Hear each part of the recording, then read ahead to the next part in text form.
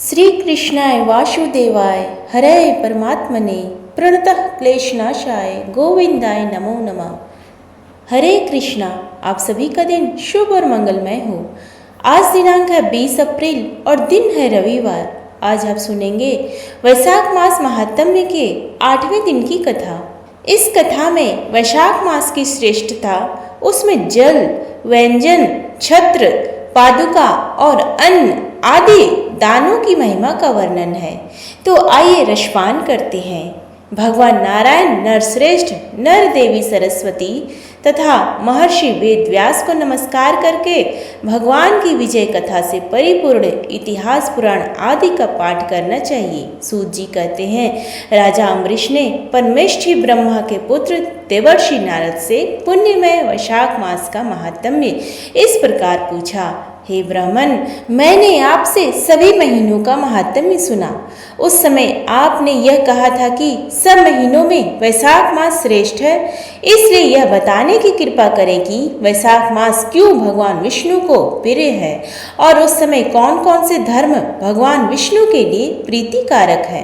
नारद जी ने कहा, वैशाख मास को ब्रह्मा जी ने सब मासों में उत्तम सिद्ध किया है। वह माता की भांति सब जीवों को सदा अभिष्ट वस्तु प्रदान करने वाला है। धर्म, यज्ञ, क्रिया और तपस्या का सार है।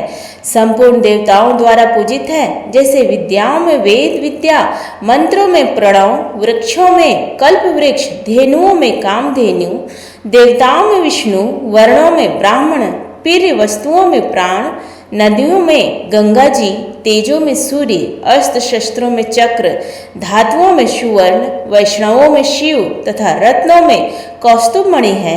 उसी प्रकार धर्म के साधनभूत महीनों में वैशाख मास सबसे उत्तम है। संसार में इसके समान भगवान विष्णु को प्रसन्न करने वाला दूसरा कोई मास नहीं है। जो वैशाख मास में सूर्योदय से पहले स्नान करता है, उससे भगवान विष्णु निरंतर प्रीति करते हैं। पाप तभी तक गरजते हैं जब तक जीव वैशाख मास में प्रातः काल जल में स्नान नहीं करता। हे राजन, वैशाख के महीने में सब तीर्थ आदि देवता तीर्थ के अतिरिक्त बाहर के जल में भी सदैव स्थित रहते हैं। भगवान विष्णु की आज्ञा से मनुष्यों का कल्याण करने के लिए वे सूर्योदय से लेकर 6 दंड के भीतर तक वहां मौजूद रहते हैं। वैशाख के समान कोई मास नहीं है, सतयुग के समान कोई युग नहीं है, वेद के समान कोई शास्त्र नहीं है और गंगा जी के समान कोई तीर्थ नहीं है।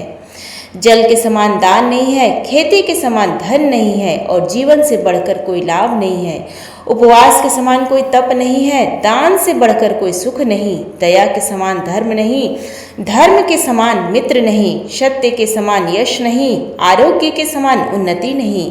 भगवान विष्णु से बढ़कर कोई रक्षक नहीं और वैशाख के समान संसार में कोई पवित्र मास नहीं, ऐसा विद्वान पुरुषों का मत है। वैशाख श्रेष्ठ मास है और शेषशायी भगवान विष्णु को सदा प्रिय है। सब दानों से जो पुण्य होता है और सब तीर्थों में जो फल होता है, उसी को मनुष्य वैशाख मास में केवल जलदान करके प्राप्त कर लेता है। जो जलदान में असमर्थ है, ऐसे ऐश्वर्य की अभिलाषा रखने वाले पुरुष को उचित है कि वह दूसरों को प्रबोध करे, दूसरे को जलदान का महत्व समझाए।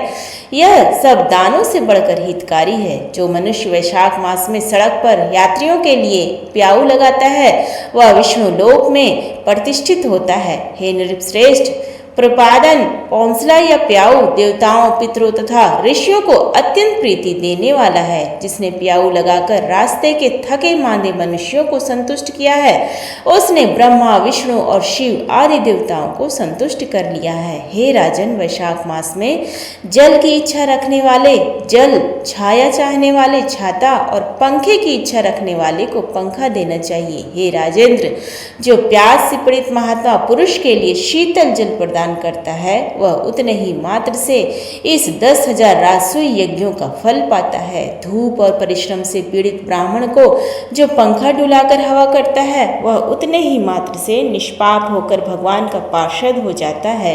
जो मार्ग से थके हुए श्रेष्ठ द्विज को वस्त्र से भी हवा करता है, वह उतने से ही मुक्त हो भगवान विष्णु का सायुज्य प्राप्त कर लेता है।